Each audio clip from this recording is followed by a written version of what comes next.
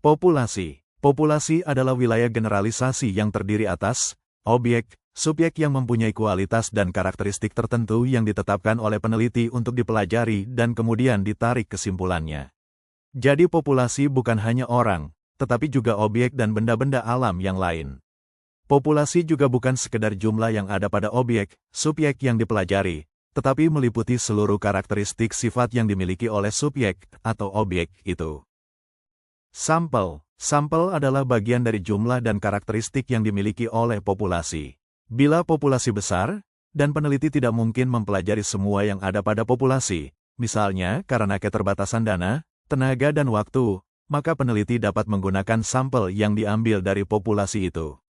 Apa yang dipelajari dari sampel itu, kesimpulannya akan dapat diberlakukan untuk populasi. Untuk itu sampel yang diambil dari populasi harus betul-betul representatif, mewakili. Teknik sampling adalah merupakan teknik pengambilan sampel. Dari gambar tersebut terlihat bahwa, teknik sampling pada dasarnya dapat dikelompokkan menjadi dua yaitu probability sampling dan non-probability sampling.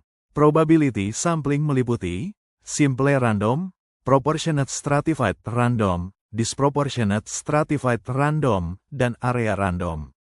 Non-probability sampling meliputi sampling sistematis, sampling kuota, sampling aksidental, purposive sampling, sampling jenuh, dan snowball sampling. Menentukan ukuran sampel. Contoh, misalnya populasi berjumlah 200.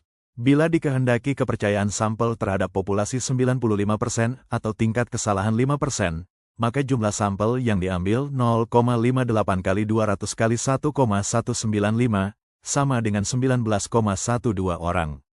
Tarik dari angka 200 melewati taraf kesalahan 5%, maka akan ditemukan titik di atas angka 60. Titik itu kurang lebih 58. Untuk kesalahan 5% berarti taraf kepercayaan 95%, sehingga faktor pengalinya sama dengan 1,195. Akan dilakukan penelitian untuk mengetahui tanggapan kelompok masyarakat terhadap pelayanan yang diberikan oleh pemerintah daerah tertentu. Kelompok masyarakat itu terdiri 1.000 orang, yang dapat dikelompokkan berdasarkan jenjang pendidikan, yaitu lulusan S1 sama dengan 50, sarjana muda sama dengan 300, SMK sama dengan 500, SMP sama dengan 100, SD sama dengan 50. Dengan menggunakan tabel, bila jumlah populasi sama dengan 1.000, kesalahan 5%, maka jumlah sampelnya sama dengan 258. Karena populasi berstrata, maka sampelnya juga berstrata. Stratanya ditentukan menurut jenjang pendidikan. Dengan demikian, masing-masing sampel untuk tingkat harus proporsional sesuai dengan populasi. Berdasarkan perhitungan dengan cara berikut ini, jumlah sampel untuk kelompok S1 sama dengan 14. Sarjana muda, SM, sama dengan 83, SMK sama dengan 139, SMP sama dengan 14, dan SD sama dengan 28. Roscoe dalam buku Research Methods for Business, 1982 halaman 253, memberikan saran-saran tentang ukuran sampel untuk penelitian seperti berikut ini. 1. Ukuran sampel yang layak dalam penelitian adalah antara 30 sampai dengan 500.